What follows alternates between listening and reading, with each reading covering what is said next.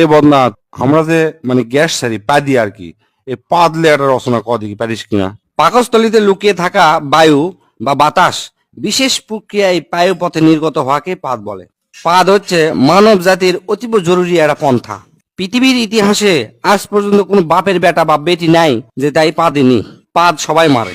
যুক্তরাষ্ট্রের প্রেসিডেন্ট থেকে শুরু করে রানী এলিজাবেথ, বিখ্যাত নায়িকা শাহরুখ খান, সালমান খান, টম ক্রুজ থেকে শুরু করে সোগলি, অ্যাঞ্জেলিনা জোলি, কি কমো সোগলি পাদ দেয়।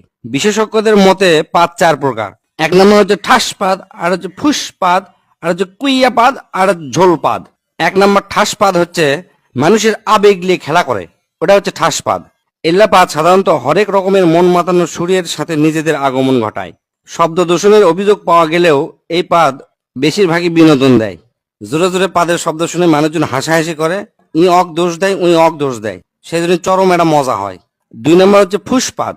এ পাদ নিজেকে মুক্ত করার জন্য পায়ে পতত আসে আকুপাকু করে, তারপর শব্দ ছাড়া ফুস করে বের হয়, একই হচ্ছে ফুসপাদ বলে। এল্লা পাদের কোনো সাধারণত অস্তিত্ব নাই, গন্ধ সঙ্গে এল্লা হচ্ছে অস্তিত্ব খুঁজে বের করা লাগে। এল্লা পাদও পরিবেশ দূষণ করে থাকে। তিন নম্বর হচ্ছে কুইয়া পাদ। এই পাদের অপর নাম হচ্ছে চোরাপাদ। মেলাক্ষণ সময় পায়খানা আটকে থাকার পর যে পাদ বের হয় ও কি কয় হচ্ছে যে কুইয়া পাদ। হিরোশিমার থেকেও বেশি ভয়ঙ্কর এই পাদ।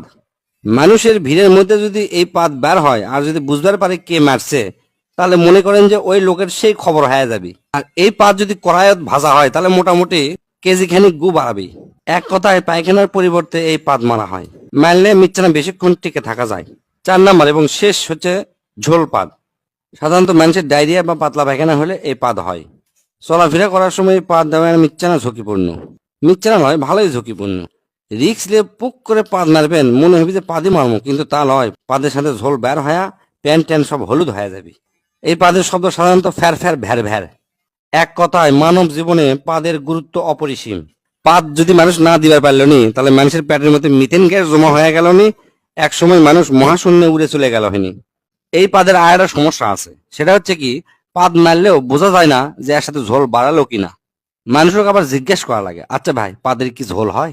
তাই যদি কয় হ ঝোল হয়, তখন তাই মনে করবি আমি মনে হয় হাগিয়ে ফেলে দিছি। আবার মনে করেন যে হাঁটতে হাঁটতে চিন্তা করছেন যে পিছন দিকে ঠান্ডা লাগিচ্ছে বা প্যান্টটা ভিজে গেছে, তখন মনে করবেন যে এই পাদের থেকে ঝোল বাড়াছে। এই চার প্রকার পাদের মধ্যে প্রথম দুটো একটু আরামদায়ক, মানে দেওয়ার পরে শান্তি পাওয়া যায়, কিন্তু পরের দুটা হচ্ছে যে খুবই সাংঘাতিক। তাই যাই যেটি থাকেন বুঝে শুনে পাতবেন, পাতলে পেট ক্লিয়ার হয়, পেটের গ্যাস বের হয়ে যায়, খুবই আরামদায়ক একটা জিনিস।